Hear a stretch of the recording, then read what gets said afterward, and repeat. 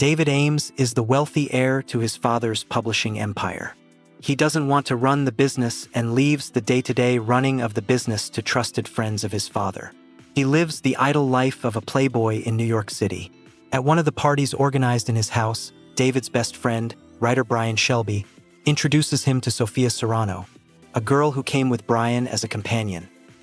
David spends the entire night with Sophia without engaging in intimacy, but wakes up in her apartment. At this point, Julie Johnny, his former lover, is following him. For the morning, she gives David a ride in her car. During the ride, she unexpectedly swerves off the road and intentionally crashes the car. As a result of the accident, Julie is killed and David's face is badly disfigured. Doctors are unable to restore his appearance. David has to wear a special mask. His post-traumatic condition and physical pain make him a recluse. His condition worsens. After some time, he meets Brian and Sophia at a nightclub.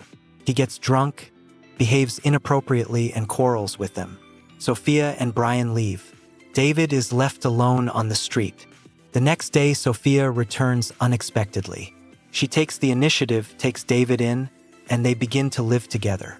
Gradually, David begins to recover. His treating doctors discover the possibility of restoring his face. After the surgery, his appearance completely returns to its previous state. However, he soon begins to experience strange sensations. He sees fragmentary images from the past, sees himself disfigured, and meets a stranger in a bar who claims David has unusual powers. When David claps his hands, all the customers freeze. One morning, he wakes up in bed not with Sophia, but with Julie, who looks and acts like Sophia.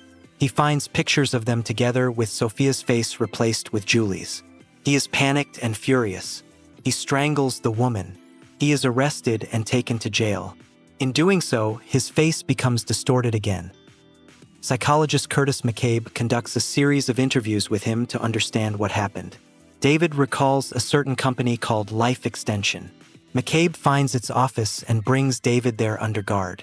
They are met by an employee of the company, Rebecca Dearborn. She explains that the company is in the business of cryonics, freezing the bodies of terminally ill clients. For the client's comfort, the mind is placed in a controlled conscious dream. David realizes he died over a century ago. He signed a contract with Life Extension. Before he died, he turned over management of his company to his father's old partners. He took a lethal dose of medication and his body was frozen. He chose the conscious sleep option so that his consciousness would continue to exist in a simulated world. The starting point of this dream is the morning after Sophia left him. However, a software glitch disrupted the course of the dream and reality changed. After this realization, David leaves the office with security and McCabe. Suddenly, he calls for technical support. The space around him comes to a standstill. Everyone disappears. An elevator opens. Inside is the same man from the bar, who turns out to be a tech support representative. They go up to the roof of a skyscraper rising above the clouds. Tech support tells them that 150 years have passed since cryonic freezing. Technology is now available to fully restore his body and bring him back to life.